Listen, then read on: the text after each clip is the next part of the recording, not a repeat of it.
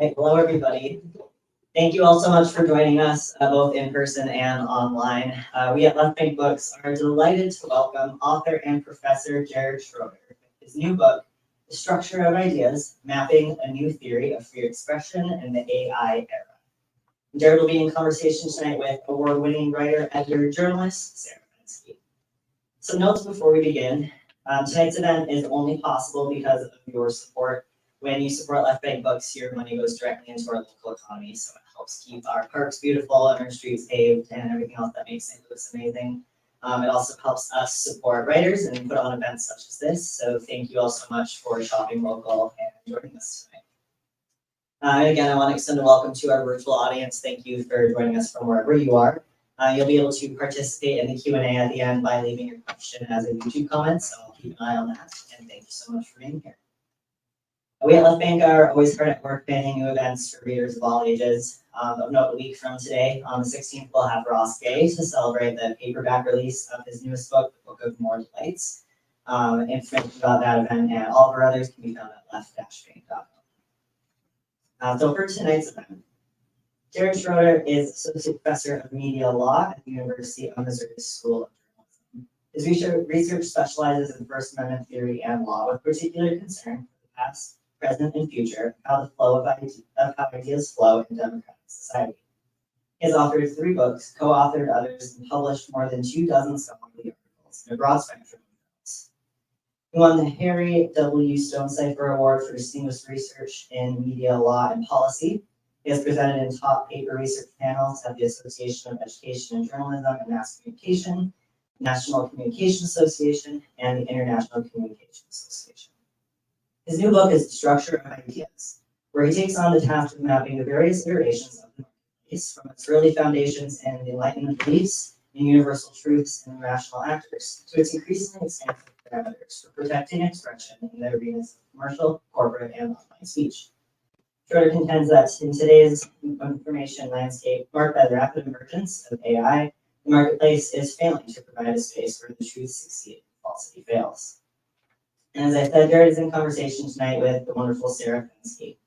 Sarah is the executive editor of St. Louis Magazine, as well as the editor of St. Louis Magazine's daily newsletter. Which, if you're not signed up for that, please do. It's remarkable. She's also the host of St. Louis Public Radio's Legal Roundtable and a regular Donnybrook panelist on PBS.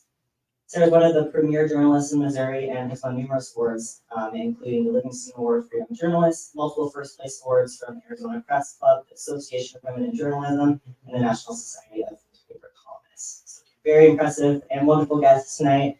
Please join me in giving a warm welcome to Jared Schroeder and Sarah Fenske.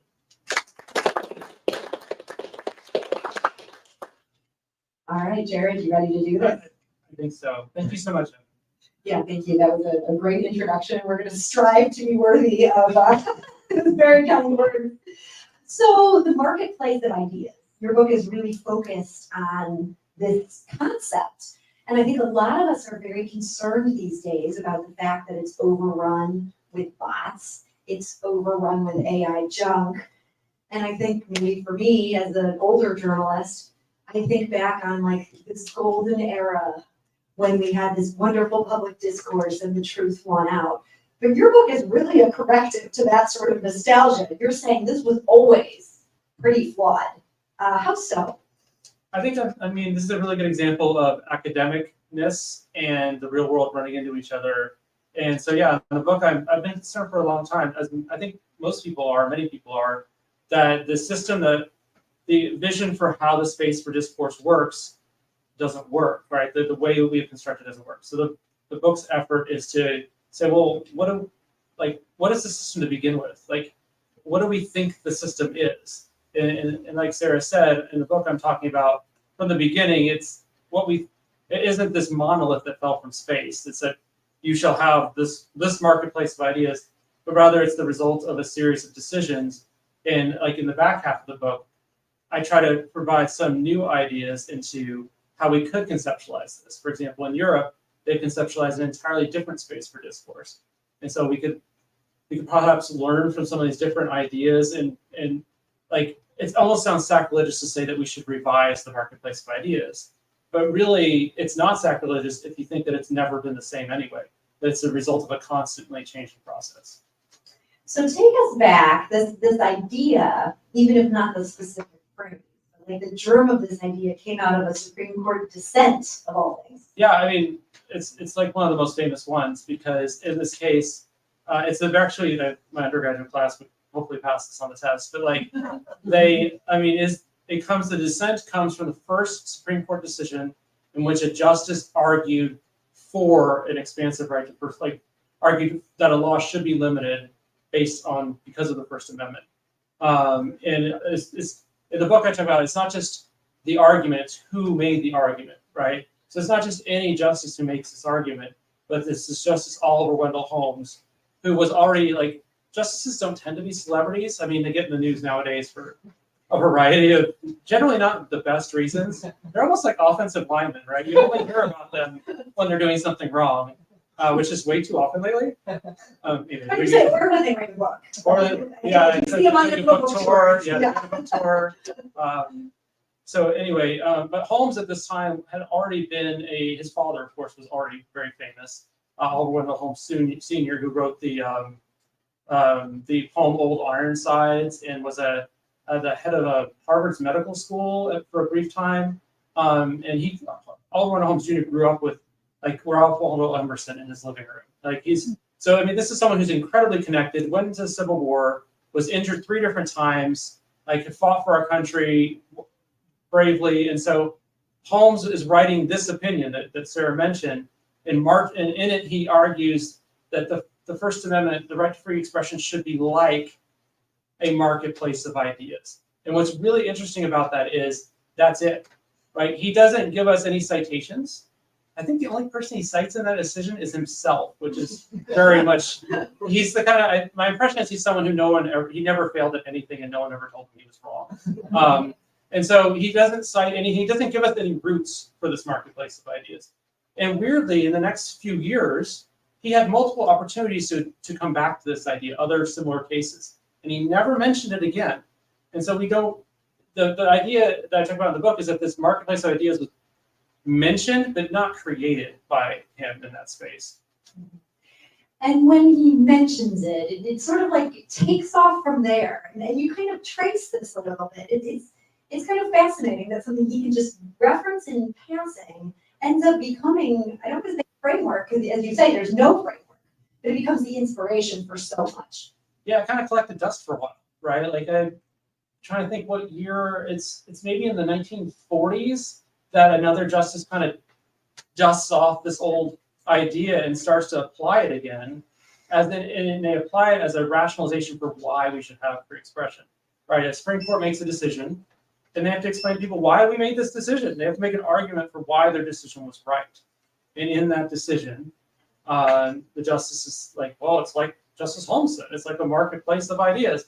And the interesting is they started adding with each decision some meaning, some meat to the idea. And they, of course, they weren't adding forward, they were adding backward. They were going back into history and saying, and bringing these Enlightenment ideas, bring these ideas about truth. It's really interesting. I was talking to my graduate class last week about this. It's like, where in the First Amendment does it talk about truth?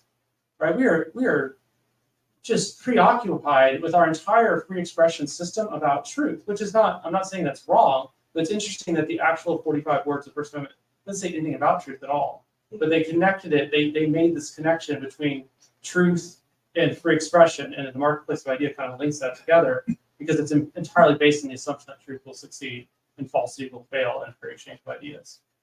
And so this is kind of this important thing that's gotten attached to the First Amendment. And what I didn't really realize, probably because I've not taken a media law class, is I guess just how new this idea is of the First Amendment being so paramount and almost like as absolute as we think about it today. Can you walk us through the evolution a little bit? I understand this could be a whole book or a whole class in and of itself. But how we got to this point of feeling like, no, the First Amendment means that, this is sacrosanct. You can't mess with free speech. I mean, it's definitely true that the people who wrote the First Amendment intended it to be very important, right? I don't want to ignore that at all. Actually, James Madison drafted the Bill of Rights, and in his first, my nerd flag flying very high. I've actually recently reread it. His actual instruction or speech to Congress, that very first Congress, of what the Bill of Rights should be, he mentioned speech and press and expression in that speech. But what it actually meant has developed. I think we just tend to think that it's just, like I said, a monolith, but over time, the meaning and the expansiveness of what the First Amendment means actually continues to expand. I mean, Citizens United in 2010 kind of expanded free expression even more, saying, well, corporations are essentially people. Well, I think that'd be a surprise to James Madison. Yeah. Advertising wasn't initially protected, but by the mid-1970s, the Supreme Court so they have slowly just continued to add more and more expansiveness to what's protected. And of course, the courts work in a precedent-based system, theoretically at least, a precedent-based, when they want to, they will follow precedent. And so I think that it makes it snowball, basically. One court says it's important, the other court cites that and says it's important. It just keeps snowballing a little bit. And so we think of ourselves as being in this marketplace of ideas, and as you say, we think of this as being this cobblestoned, quaint little marketplace where we can just go from shop to shop and get ideas. That's obviously not true. This is not how this works. Yeah, and I think that's the funny thing is that the Supreme Court, I think that's what they're picturing. When you read the decisions themselves, or even when you read their letters or their personal documents, they're describing this pastoral space that's an equal space, right? Everybody can come and sell their wares, ideas.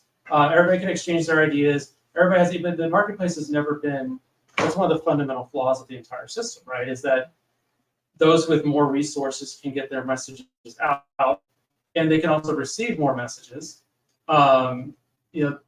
It's never been a equal place. And I think technologically now with artificial intelligence or bots or the algorithms that are so powerful in determining what we see and what we don't see, the marketplace might not even have anybody in it, right?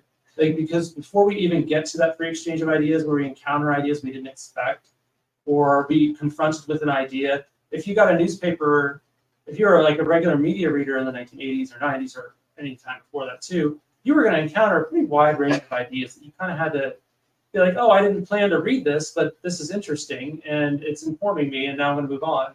But now the algorithms will kind of push you to pre-existing ideas or something you've shown an interest for. And so I wonder even if the marketplace concept even has the place we've made up, if it actually has anybody in it, or if we've already it's almost like a downtown, like we've already went to Walmart or we've already gone to the super place, in the suburbs. We don't actually ever get together downtown anymore. So if the marketplace map doesn't work, what are some alternatives? Well, someone should write a book about that. So that's a really hard question because we're so entrenched in this. I think there's a lot of room to start thinking about I guess what I'm trying to do in the book is identify what the structure of the space we have now is. That's really the first half of the book. And then I'm bringing in Hannah Arendt, I'm bringing in the European system, some justices whose opinions have not been the dominant ones, but have really good ideas, to try to start thinking about how we can adjust this approach. I think it really depends on what our priorities are as a society and what technology does too, and what we want to do with this technology. Do we want to extend free expression rights to artificial intelligence? I mean, that's going to have a lot of determination on what the marketplace looks like. There's a really good dynamic that the Supreme Court had sort of in the late 60s, early 70s, where they were fighting about whether or not the marketplace should be protected or expansive. Like if the government comes up with a regulation to say to protect the marketplace, we're going to say you can't say this because it distorts it. It makes it impossible for these people to communicate or something. Like for advertising early on, they said, well, that's distorting the marketplace because these people have an agenda. So we're not going to protect it. That's initially an idea they had. Or for broadcast television, they had, or radio, they had, we're going to control this a little bit more because we have to provide equal access to this public space. Eventually, the people who were like no regulation, just expansive marketplace, we're not going to worry about distortion, they sort of won the argument. But if you look in the history of the court's decisions, there's a lot of 5-4, 6-3 decisions where there was a really decent block of justices who said, wait, we can provide some protections that they might limit a little expression, but they're not actually limiting expression. They're allowing expression by limiting expression. So if someone's destroying someone with hate speech, is that helping, or is that making to where people can't participate in the marketplace because their identity is being destroyed? They don't feel comfortable even being a part. So basically the argument would be, one thought would be, by providing some protections from distortion, you can actually make the marketplace more vibrant again, because people who felt unable to participate can't participate. I guess as a journalist, some of these things where it could have gone either way, I look back in horror. What if it had gone the other way? Like, you had a case in there that was totally news to me where somebody had sued because something nasty was published about him and he hadn't got the right to respond to that before the newspaper published it. And I thought, oh my goodness, if a law like that was on the books today, we would be hearing from cranks nonstop. I'm writing about the neo-Nazis who were on the overpass the other day, and they're going to say that they get a right to respond to that. Like, they want to be able to be quoted. I'm so glad that was stopped. And yet you're saying there's some of these that maybe in a subtler way could have been, they maybe could have gone the other way and had a very positive impact. I mean, that's like, she's thinking of the Miami Herald versus Tornado, which is actually the most newsworthy case that no one's heard about, because I had never heard of this. Because basically the Texas and Florida social media cases that Supreme Court just sort of ruled on but kicked them back down to the lower court, that's like the most relevant case, right? Because Texas and Florida were saying social media companies, you have to leave this content up, just like Florida in 1976 or 4 was saying, newspaper, Miami Herald, you have to publish this guy's information because you wrote negatively about him. I don't know if that system would ever work. I as a former journalist, the idea that the government would compel us to speak, we have to remember there's really 3 parties involved in the social media free speech. I mean, there's the government, which could try to regulate this. There's each of us who have our own account that can try to regulate our own, what we see in the algorithm, the block, to ban our own stuff and to set the settings certain ways. But there's also the one we keep forgetting is the corporation. They have power to regulate this too. So a lot of times where I get stuck is trying to find a way to incentivize those who maintain the spaces. How do we make them want to be good citizens, right? Because they're creating a space that's like a marketplace of ideas, like in some ways, but the traditional marketplace of ideas is like a government protected space, like these sidewalks outside the door here, or like a public park, where we all have a right to expression there. We keep thinking social media is that way, but it's more like a Macy's or a Walmart, right? It's a private space that they make it seem like it's open, but they have a lot of power, and if they wanted to make it different, they could. And so I think a lot of times we forget that they could help with this if they wanted to. It's not financially beneficial though. Yeah.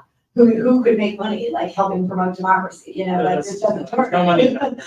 But okay, so Facebook, for an example, it felt like during the pandemic they had such a monopoly on who was getting information, and it almost seems terrifying to think that they could shut down points of view that they don't like. Aren't there some of the same dangers in Mark Zuckerberg making those kind of decisions that there are with our government making that? And it's really so important that I really try to work with my students on this to be able to separate those two. The First Amendment has really no power over, it's only the government, right? Only the government regulation is what the First Amendment does. So yeah, the social media have sort of replaced a lot of the spaces like we're talking about, but the law doesn't apply to them in the same way. Yeah, they're free to do kind of whatever they want because they're private entities. And if the government starts telling them what to do, are the media next, right? Or any other free speech. So you've persuaded me that this whole thing is a mess. It's an idea.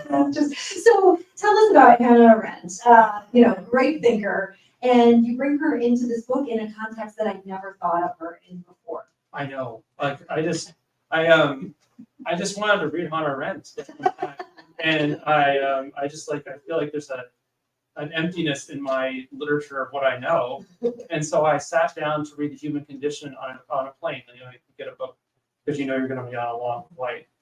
And I was reading it, and she was talking about, of course, she died in 70s. Like she died a long, like she. The point is, she didn't know about AI. She didn't know about algorithms. She didn't know about personal computers or the internet. But the funny thing, the reason I say that is, she wrote about how machines and computers and tools transform society. And so I was reading it for fun, like a normal person reads fun. I was reading it for fun, but I started thinking, there's something here. Like she's got, not only does she have something to say about technology, but she also, her unique experience and perspective, her story is just so captivating. And but anyway, she has something to bring into the discussion about how the flow ideas works and how it's just a completely just different. Like what I was searching for in the book was completely new ways to think about this, right? Like not the old ways, the traditional ways, the same old worn out arguments. I wanted some new perspective, and she really brought that. And she basically felt like some people, they can't handle the truth. They're incapable of ever getting there. I mean, her thoughts on Eichmann in Jerusalem, another one of her books, the idea of just the banality of evil, and like she had so much to contribute about. Yeah, she had it's like I was saying, it's like a whole new way of thinking about it. And I also think that there's a lot of room in like sort of the space in which I write, the audiences I try to engage with usually. At least the academic audiences, there's a tradition of not including a lot of voices who can include, like, have really great ideas. She's a really good example. She's a very well-respected political science thinker. Well, it's funny because people really don't know where to classify her. But she doesn't show up in the literature in my field very often. Several years ago, I wrote a book about Emma Goldman in the First Amendment. Like people I really like these opportunities to bring some people into the story. They were in the story. They just haven't been given the attention based on kind of like Emma Goldman being like America's most famous anarchist, or Hannah Arendt being a little controversial about her takes about Eichmann and his trial, bringing them into the story as well. So the European Union, you point to them as maybe we could learn some things from what they're doing. Now, as an American, I'm horrified by the idea that we could learn something from someone else. But in all seriousness, what do you think they're getting right when it comes to wrangling free speech and this marketplace of ideas that the United States is not getting? I think one of the first things is they have never subscribed to the idea of the marketplace of ideas. Of course, they have a space for discourse. Occasionally, if you look, you'll find a mention of the marketplace of ideas in those cases. But I think it begins with their founding system, right? So our First Amendment is extremely old, and it was written in the context of we don't want another king, right? We want these. It was written in very much an Enlightenment thought, which was very popular with the founders. Whereas their guiding document, the equivalent of a First Amendment, is Article 10 of the European Convention on Human Rights, which includes limitations on expression written into it. It was written in the context of, after World War II, oh my God, this can't happen again, right? And so Hitler had used propaganda very powerfully to transform minds and thinking. And so they thought we need to put some protections in here that we could stop certain expression. So when judges consider laws or lawmakers think about making laws in Europe, they have some narrow limitations. It's a more flexible system. I'm not saying it's the best system, but I think we could learn from it. I think that's the key, is somewhere between our ideas and their ideas is probably a really good compromise. Because they're out there, they have an artificial intelligence law that's almost done. Like it's taken them years, but they've got their system. It might sound crazy in America, but they get a bunch of experts together and think about it, and then they write a law, and they think about it a little more, and then they pass it. That does sound crazy. Considering all the hearings we've seen lately, with Mark Zuckerberg or the head of TikTok up there, and then members of Congress seem to have no real understanding of technology, business, anything that's relevant to this. But anyway, they're out there experimenting, whereas we're kind of not doing anything, right? Like our privacy laws haven't been redone since 1974. Yeah. Our copyright laws haven't updated since the 70s. Where we're kind of just stuck. They're trying some new things, and it's all based on their system, which gives them the flexibility to try it. And so we would be abhorred by the idea that the government could step in and help us protect the space for discourse. But in Europe, they look at almost as like a curator of the discourse, right? Like we're like, we have to let the discourse grow wild, like the woods, you know? And their system's like more like a manicured garden. Right? They're gonna say, look, this is the dead branch, we're gonna pick this expression off. It's just gonna hurt the garden. Which can sound scary too. I'm not saying that's the absolute solution. I don't trust our government to do that. But it is interesting that the different perspective can contribute to solutions if we wanted to have solutions. Yeah, I guess part of my perspective on this is that I edited a newspaper for many years that a lot of people in government didn't like. They thought we were too negative. They thought we were, I don't know, tawdry and kind of out there. And I could see, if you want that sort of pleasantly trimmed garden, that a newspaper like the Riverfront Times, that I think was an important voice in what was happening in St. Louis, there's no place for that there. How do you deal with something like that? If you want the government to have some role in making things better, but can you really trust them to make it better? Yeah, I think that's the in our system that it's like I was telling somebody yesterday that like if you look at healthy democracies around the world, they have expansive free press rights. It comes down to who gets to decide what the good ideas are and the bad ideas. Somehow Europe's making this work. If my European friends were here, they'd say it's not perfect. But it's interesting that if I ask them, do you have free speech, they say yes. Even though, like, I'd be like, well, what about hate speech? They'd be like, oh no, not that, right? Yeah. Or what about speech that is attacking people fundamentally for who they are? I guess it's another definition of hate speech, but they go, oh no, not that. But we, in the U.S., we have limited expression in a few areas. It's a very, if you look at the list, it's a kind of a strange list. Like defamation, got it. That makes sense. It's got a long history.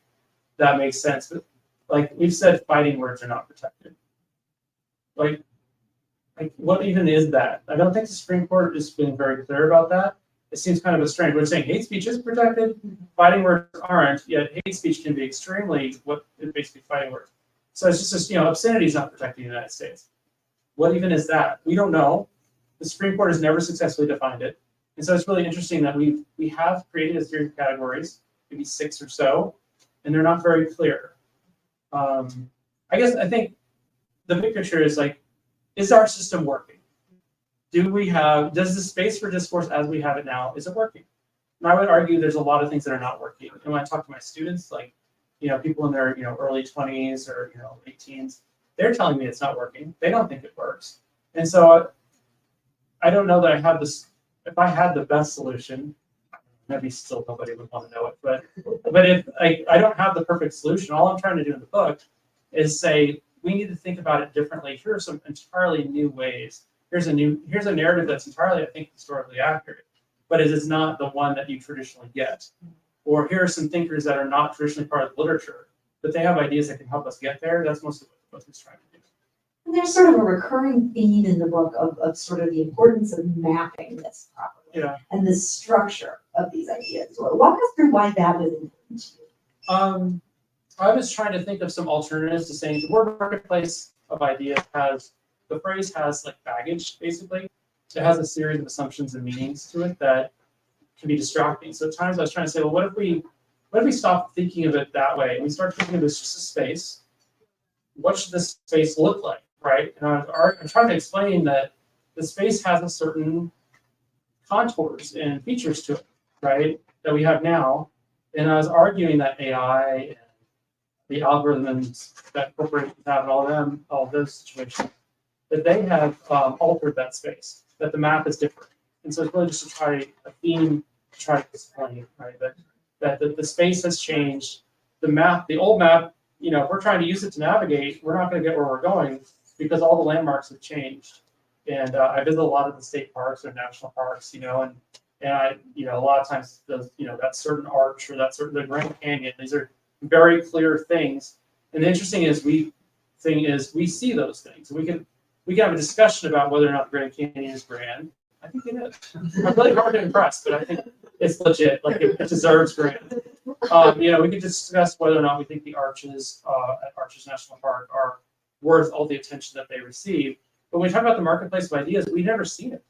Like none of us have ever been there to look at it, to gaze at it and say, what does this look like? Let's have a discussion about whether or not this is working. it's interesting that the entire structure for how we understand free expression in our country is imagined. Like it doesn't have we're all arguing about an idea that no one has ever seen. And so I think the map terminology I tried to use in the book was me trying to make that real for everybody and maybe for myself too as I was trying to write it. You mentioned this is your third one. I'm curious what you came into this book, what you set out to do. Did it end up being what you did? Or is this one where, you're reading Hannah Arendt and things take a turn you didn't even see coming? I didn't know what the conclusions would be. Like I wanted to go on the adventure basically. Like I think that's a healthy academic way to be, is to not predetermine what your outcome's going to be, even for journalists, same way, right? So I had an outline for the project, but the conclusion was just like, there's going to be one, and that was it, right? But I did have Hannah Arendt in there from the beginning because I've published papers specifically about Hannah Arendt, or specifically there's a chapter about Justice Frankfurter. It's very funny. It's funny to me, but probably not to him. Like I read a lot of his diaries for that chapter, and it's always funny because you say diary, and it's like sounds like I snuck into his house and got under his pillow and read his diary, but it's published in the library. I didn't steal it. But anyway, all those were all like separate projects I'd done because I wanted this book to be a culmination of a lot of ideas I'd had for several years, but never. The book gave me the space to really explore them. Right, individual academic articles. No one reads them. Other than the very brilliant graduate students and things like that. But like a general audience, no. Right, and so I wanted to bring all these ideas together to contribute something meaningful. And I wanted it to be for not just the nerds. Well, I think still the nerds, but like not just my nerds, right? Other types of people who are interested in things like this too.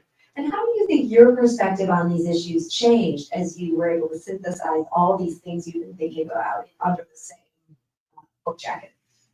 The more I dug into these, like a lot of it's histories, right? Like narratives and histories. I tried to tell some personal stories in the book to try to keep it engaging. The more I read about these people's lives, the more I felt like I was finding more to deepen the ideas that I wanted to present. Like I was excited to find some of these letters that I'd never seen before, or I was excited to find, letters between George Washington and these other guys. Like it's like this is so cool. And they're talking about what I want. Like this is what I was talking about. So it was really interesting to find. So I guess a lot of it was kind of reaffirming to find these things and say, this is out there. The ideas I thought were out there are out there, and they're more out there than I thought they were. So that was exciting. So I'm going to turn this over to the audience here in just a few minutes. But before we do that, I did want to just take a step back and just a little more about you for people who aren't familiar with your work coming into this. You teach at Mizzou's journalism school, which is one of the best in the nation, something we're all justifiably proud of in the state. But at the same time, this is such a perilous time for journalism. It almost seems like a terrible idea to encourage anyone to go to journalism school. Is that weird, sort of being there, wanting to help these kids become good journalists? It may not be journalism jobs. I definitely think, but important point number one is we absolutely need it, right? We need journalists, and like I was saying earlier, a healthy democracy has to have journalism. You cannot have democracy in journalism, or you have democracy without journalism. You have to have it. So I feel really proud to be helping this generation know what their rights are. Like I love teaching communication to a lot of these undergraduates to know, and it's not, my classes aren't just for only people who are going, I don't think of it as just for people who are going into professions in journalism. I've got strategic comm people in there, like PR people, advertising people, I've got documentary film people, students who are studying photography. So all different types of students. And there's multiple layers of value to them for what I'm trying to tell them. Because they're all going to be publishers. Like whether they're professional publishers or not, if you're using social media, you're a publisher. And so I love that what I'm trying to tell them about their rights, and like the easiest thing to take away from someone is a right they never knew they had, right? And so I need them to know when someone says you can't do that, they could. That, if you see something awful happening and you start reporting to the police, you have a right to do that. I need you to know that. And if you're doing your work and they say you have to leave, you need to know what your rights are in that space, or if you're protesting. So I love that it's applicable. And then most of them will be professional communicators. They may not all be journalists, but there's most of them will somehow professionally need to know these rights. So those are all things that make it easy for me to do what I do every day. The students also make it easy, right? They want to learn, like they have questions. And I think because the Mizzou's J School is what it is, I have a population of students who's very like energized and focused in doing this. And so that makes it interesting too. Like they really want to be journalists. They're not just showing up and being like, I guess I'll try this for a little while. Like they came here for that, you know? What drew you to media law in the first place? I think for a lot of people it's the same. It was my favorite class when I was an undergraduate. And I think I might be creating more students who would say this, maybe the same thing. It's a class all of us have to take. And I loved it. It was so fascinating. There's just so many layers to it.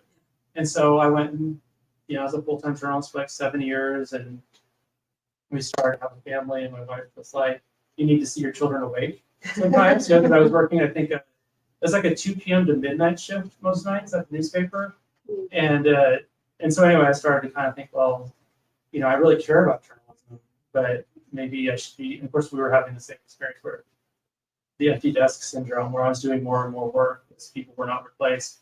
And so I never stopped being interested in the law. I kept, even on my free time, I was reading books about it. So I was like, I'm gonna look into this. Yeah. And it's so amazingly interesting to me because like, it's a lot of old things, like, you know, Oliver Wendell Holmes in 1919 and things like that. But it's also artificial intelligence and algorithms and bots and like, what is the future of free expression that makes it like, all these old things are sort of new again.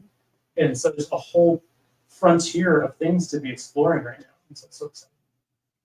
So that's a great sort of positive note when we have to do with in this conversation, and you know things are screwed up. But I'd love to turn it over to anybody in the audience who has a question or something they'd like to ask about. We can flip this microphone right to you.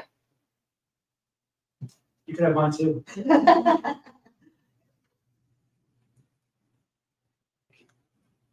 So Jared, your book is awesome. I'm really enjoying it. I want to ask you, if I could ask you about the net choice cases that came out. There was an interesting concurrence in there. I think Justice Barrett talked about content moderation. So the Supreme Court, as I read, took a strong position on content moderation being permitted, just like newspapers and publishers do.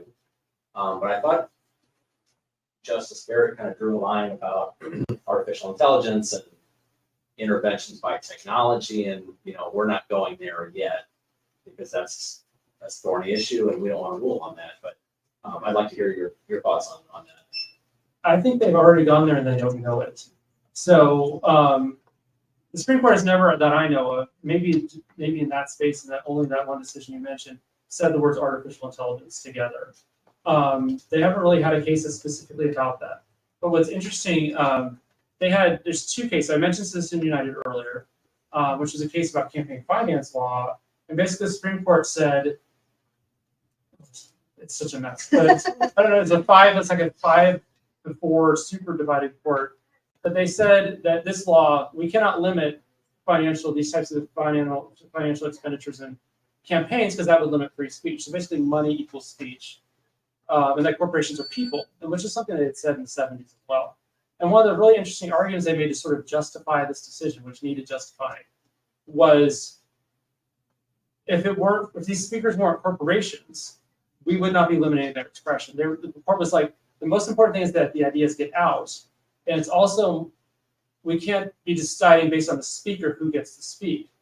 And if you take the word commercial, if you go back to Citizens United, and you take the word commercial or corporation out and you put artificial intelligence, I think they've already accidentally sort of said what they think because they made such a strong argument about this, that you can't limit it simply because they're corporations. We need these ideas in the marketplace of ideas. So I think, I don't know if they know it yet, but there's a really strong argument in a few of their cases that artificial intelligence would get free speech or First Amendment protections. I'm not saying they should. It depends if they realize it or not. Well, thanks. That's it. So I have two questions, and I'd love to hear from both of you, and I don't know that they have answers. Very academic. This is great. but I'm interested in your perspectives, both of you. So my first one is if you could remind us what the law says about hate speech, and I'm really thinking about the neo-Nazis that were on the bridge, and they put up a banner, and when my group tried to put up a banner a couple of years ago, that said, "Row your vote, and your vote matters," we were told by some federal employees that we had to take it down. I don't think I told you that. I don't think you did. You know, and this person was sort of sheepish, she wasn't sure, but it's like, I don't think you're allowed to do this. This is a certain kind of property anyway. So, but what I want to know is, can you remind us what the law says about hate speech and, or the incitement to violence? And what is your thinking about that as a condition? And then I do have something that's related to that. You both maybe. How long do we have? It's a complicated story. Yeah. The short version, let's see. Yeah. The Supreme Court has said that hate speech is generally protected by the First Amendment. There's some limitations. And it's really a very marketplace-based thing, right? Because they're saying, look, we're going to let these terrible ideas out, but you have the same power to counterspeak those ideas. I'm just saying what they said. I think we are free to disagree with that. As far as the expression of the folks on the bridge, they were probably in a traditional public forum, which means that they have a right to speak in that space, that you should also have a right to speak in that space. So if you were in the same type of space, but if you were in a different type of space, you might not have had a right to speak in that space. I mean, who owns that overpass, right? We were on the Cambridge when we were told to take it down, but, so that kind of relates to my next question, although maybe Sarah, you wanted to say. I got to defer to the expert, yeah. Okay. The hate speech is just not an area I know much about. to be Okay, honest. so then my next thing that's related to that, and I also want to say that I'm very grateful for this conversation and for your work, is fact checking. Okay, and we watched debates where there was very lukewarm fact checking going on, very little accountability. And this hate speech that we're seeing on the bridge or in other spaces, is not, it's how somebody feels, but it's not accurate, right? Some of this stuff is not accurate. The statements they're making in the speech, yeah. They're not accurate, but there's no sense of accountability with any kind of fact checking by people with the authority to say something about it, right? I think people are they're ignorant about what they can do and what they can't do, and about responding. Can you say a little bit more about that? I mean, I think this is really relevant to what we're talking about. I mean, this is a marketplace of ideas discussion, basically, right? The space for discourse. You're saying very reasonably, I'm concerned that there's all this falsity being expressed Right. in our space for discourse, and that people might be misled by this falsity. I think I have that, like, I worry about that like 20 times a day, right? I open up the newspaper in the morning, and I'm like, right? Like, no, yeah, like they shouldn't be able to say that. I get these really smarmy campaign ads in my mailbox, right? You guys probably get them too. I'm like, they should not be able to say this, right? And so, as a human, I'm like, they should not be able to say this.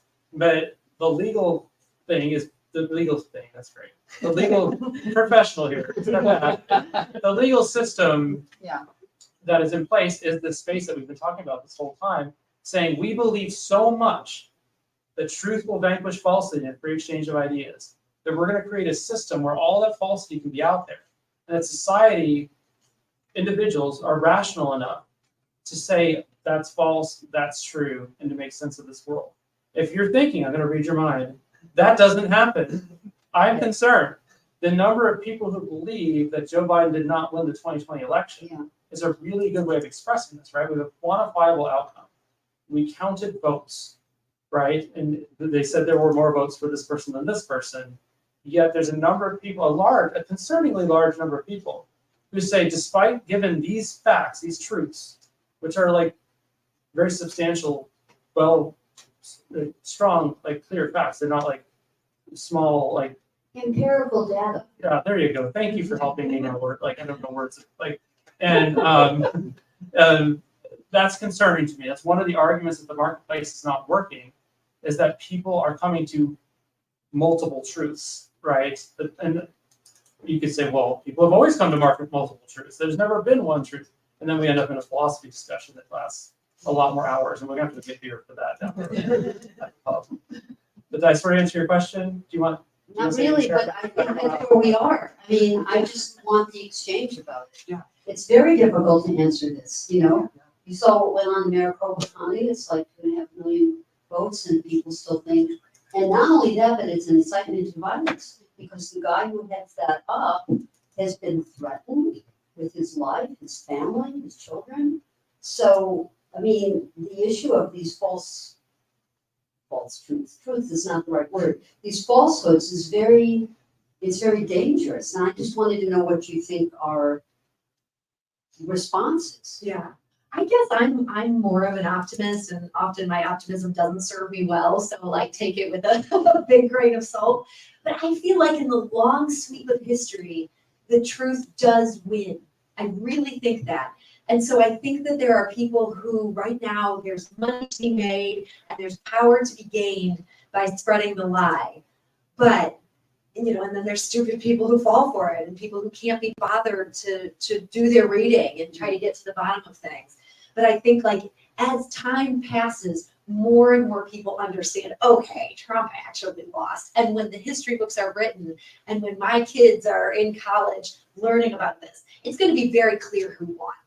That's going to be like an accepted fact that we all agree on. And that gives me hope. And the other thing that gives me hope, I still kind of believe in this marketplace of ideas, even though you made such a good criticism of it. You know, I love that after the neo-Nazis were out there the other day, that an interfaith group came out there and they countered that with speech of their own. And this speech was so powerful. You know, I talked to one of the rabbis who was out there standing there with like his Muslim friends. And he said like people were honking and giving him thumbs up, and like some guy pulled over to the side of the road and like went to Starbucks and bought them all pastries. And I'm like, in that marketplace of ideas, like the neo-Nazi ideas are like, they're such loser ideas. They're destined for the dustbin. And this idea of love winning out, I think that's, you know, the youth have that idea, and that's where we're all headed. I want to still believe that. Good. We have a question from our virtual audience too. With AI eliminating shared space for exchange of a broad spectrum of ideas, do you think it will give rise to extremism and confirmation bias? That's from Bob. Okay, so one of the things that's interesting about AI is it's there's so many. I can't do one thing that's interesting about AI. There's a number of things that come with this question. One is how much information will AI be creating that we encounter every day in the future? How is this AI going to be trained in the future? We sort of know how it's been trained already. There's been a lot of discussion and questions and legal questions about that. But is the AI going to be trained by the AI in the future? That's a big concern, because then the confirmation bias becomes a tool that can produce an entire newspaper worth of content in like 30 seconds. Not new content, because someone has to go gather the news, but like of content that's available that it's been trained with. Absolutely, we're concerned about confirmation bias in the sense that the AI is going to not only could create a truth that could be engaged with by humans, but that it can reinforce its own truth repeatedly on a scale we can't even imagine, because it can produce so much information in such a short time and such a great extent. What was the original? Was that the? Yeah, extremism and confirmation bias. So, and I would say on the AI side that the guardrails have been pretty extreme that they put on this AI. I was asking Google's Gemini yesterday, tell me about Kamala Harris. And it said, I'm sorry, I can't tell you about Kamala Harris during the election. It said, go look other places. And so that was, I mean, it's almost too extreme how where the social media companies have not probably done enough to moderate content. The AI tools, the people who engineered these, have maybe learned some lessons from that. I don't know, or just decided they learned some lessons and put some. The guardrails are pretty extreme. So it doesn't mean extremism won't work its way into the system, but there are more extensive guardrails than we've seen in the previous technologies. I hope that answers this question. If not, you can ask me again tomorrow in class. Yeah, I have a quick question. So we were talking about the search for truth, and you made a comment about, stupid people. There are plenty of educated people, and including myself, that are duped sometimes, and particularly I think the elderly are very vulnerable. And how are you sure you're at the truth when I know, like when I read my news feed, gosh, I'll click on something stupid like an adorable dog thing, and then for the next week or two, that's all I'm getting. And so it really takes a lot of work to get to the truth. And sometimes you don't even know if you're there. And it's frustrating. This might be a good time to talk about journalism. Yes, I think we are asking more out of the average citizen or any of us. I mean, assuming we're asking a lot about citizens, period, to know what truth is. It's harder. And I think it's going to actually maybe get more difficult because the AI, like I said, is going to be creating more content. But my solution is always, my advice to people always is go to journalistic news organizations that actually produce news, not an aggregator. Find people that actually have reporters and that are there, right? If I want to know what's going on in Ukraine, I want to listen, I want to read a news organization that has reporters in the region. I don't want the third-hand account from the fourth-hand account that someone copied from something they saw on Fox or something. So I like to, and if you see something that seems kind of like, oh, that's really interesting, before you believe it, go to some reputable sites and say, does this check out? I hear it from people in my, my life all the time. Well, the traditional media is not reporting this, but you need to know. And I'm always like, well, let me check. Maybe they're not reporting because it's not true, right? Like, it's a pretty big deal. But it is, we're asking, one thing we haven't talked today about is, another thing we have to think more about is media literacy, right? And the idea that I think an AI literacy is becoming a part of that, is we need to be thinking more about how we teach young people and everybody, but like generations coming up, about how to engage with this more difficult environment.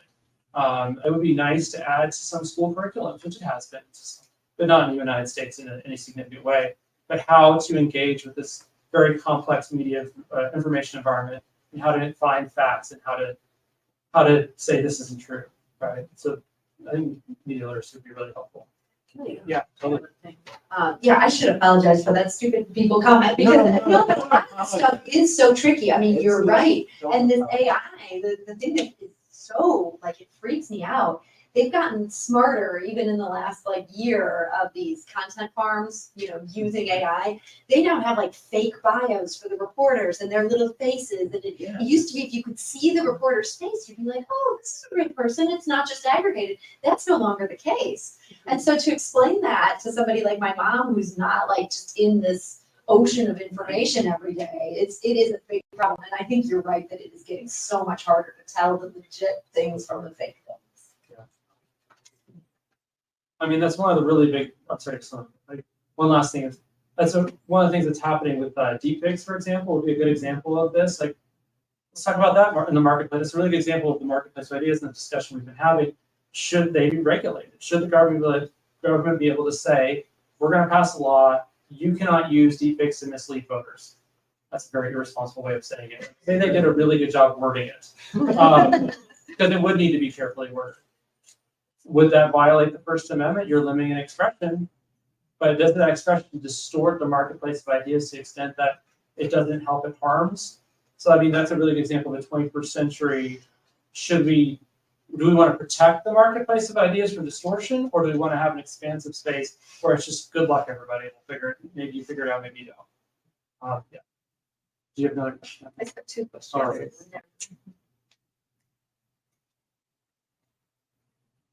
Hello. I like the marketplace of ideas as a metaphor. It works somewhat, and I know like most metaphors, you can't take it. And it's hard to get your hands around it and the detail.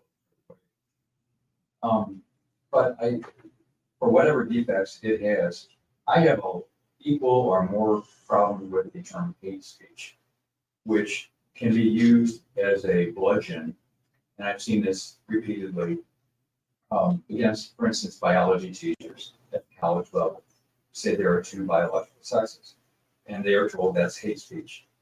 And that is, and it's what it happens in a lot of subtle ways too, in just normal conversations when you're saying something, and someone will correct you and say, don't say that, don't use that word anymore. And so if we're going to have any sort of legislation that tries to get rid of hate speech, I think we need to do a way better job of talking about what we mean by hate speech. Otherwise, I'm afraid it becomes what it has been in my experience, which is a tool for censorship. And one last thing, I think what I keep thinking as you talk, and I appreciate many of your good ideas.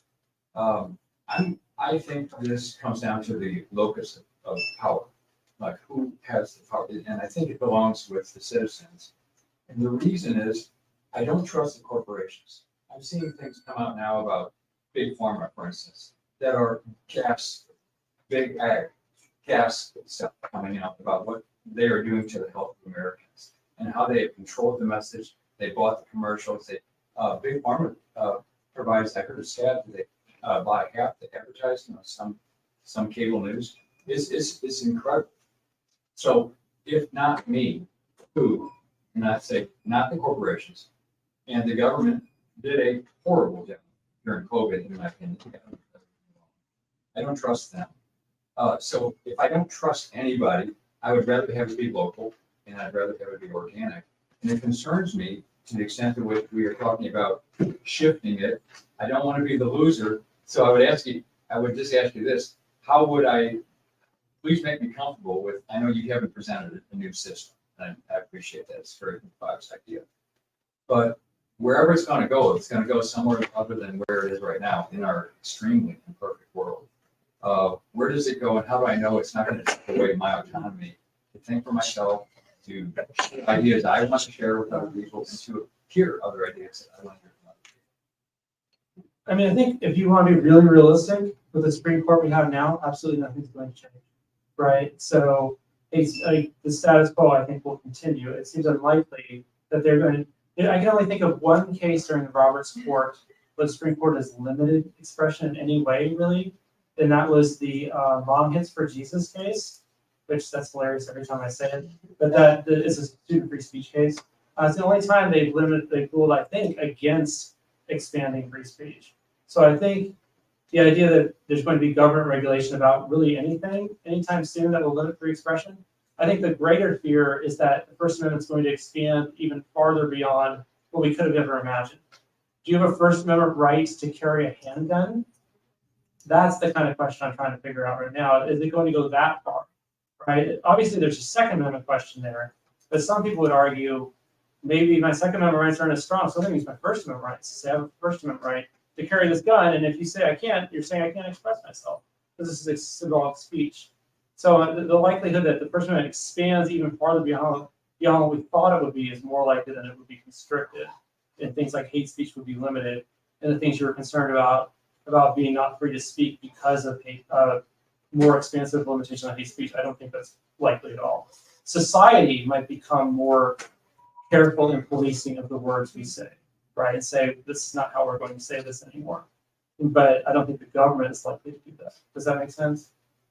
That makes sense, but I think the EU is going in that direction. The EU is going in a completely different direction. And that Right. terrifies me, where they have gone in England and Ireland and Scotland. I've seen them use hate speech as a governmental means for locking down speech.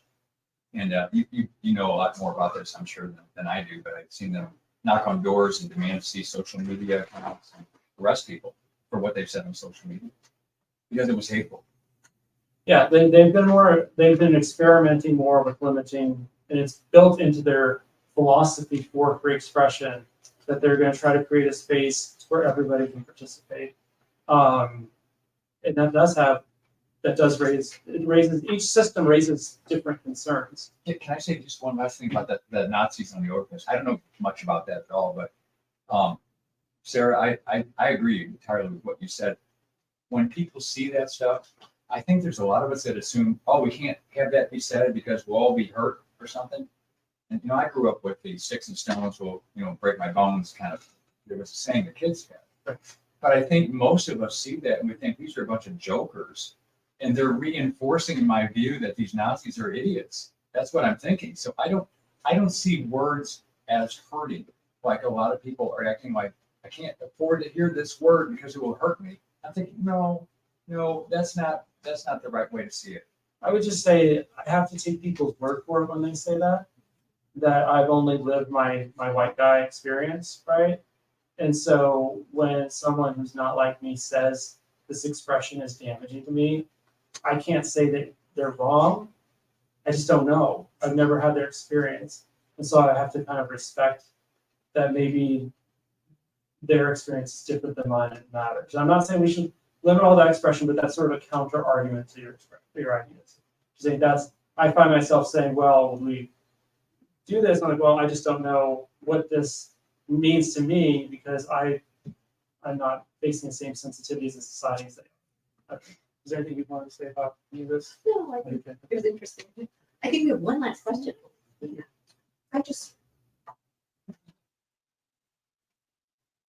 was thinking about media literacy right before you mentioned it, and also just the importance of an informed citizenry, and scared to death about what I'm reading that, ill-informed voters are going to have an outsized voice in this election, and living in a state where my vote doesn't count in the electoral college.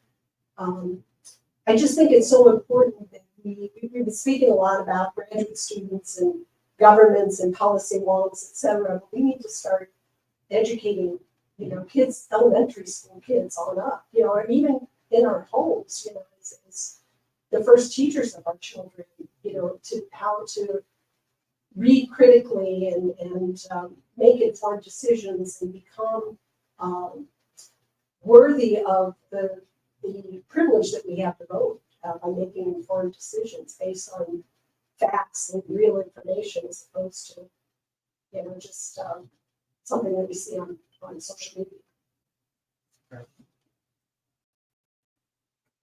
All right, well, let's thank both Sarah and Jared one more time for joining us tonight. And thank you all for being here. We have copies of Jared's book available at the desk if you don't have yours yet. He's also offered to sign books as well, so we'll get that set up here. Other than that, thank you for coming. The store's open till 8, so feel free to look around, and we will see you next time. Thank you.